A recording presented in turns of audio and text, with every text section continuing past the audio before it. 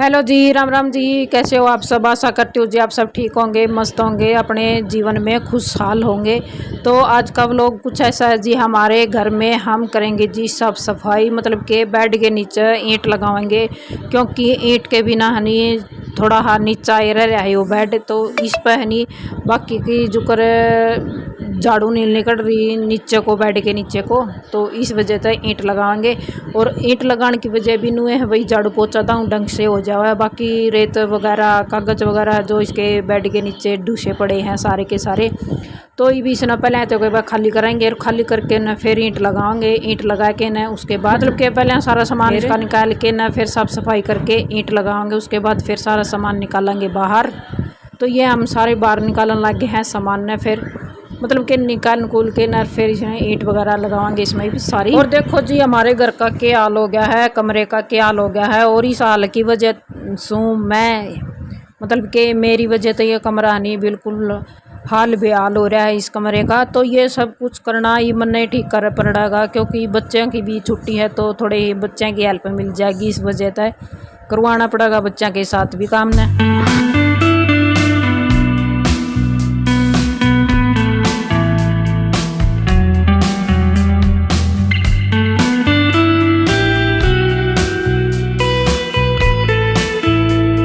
और ये बेड के ये ठेके न फिर हमने वॉलपेपर था नहीं जो सा वो वॉलपेपर इनके नीचे से निकाल दिया था, मतलब के निकाल दिया था बाहर। तो इवन ये सारा सामान देखो एक बार बिखर रहा है बहुत ज़्यादा, सारे को सब दिखाए रखा है एक बार। तो थोड़ा हाँ आराम सा कर लिया एक बार, क्योंकि बहुत सारा सामान था इसमें। तो बाहर निकाल लिया है, फिर वॉलपेपर निकाला है, फिर इनके नीचे से झाड़ू निकाली है। तो इस वजह से नहीं हम थक गए थे, थके पाछा हम तीनों माँ बेटा फिर बैठ गए थे। बैठे पाछा नुआ भाई फिर मखा हरकत हो जाएगी ना भाई, मखा जल्दी से उठ लो फिर से मंड जाओ काम पे।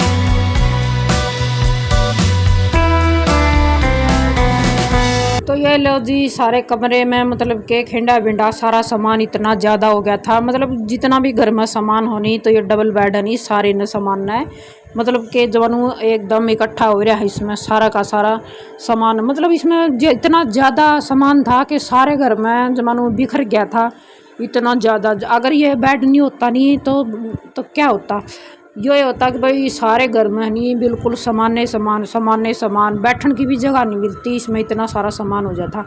तो देखो जी, हमने एक तो ये वॉलपेपर निकाला है, क्योंकि वो वॉलपेपर नहीं जगह जगह तक सारा फट रहा था, बूंदा भी लगा था। और एक फेरनू है झाड़ू पोछा ढंग से नहीं हो रही थी इसमें।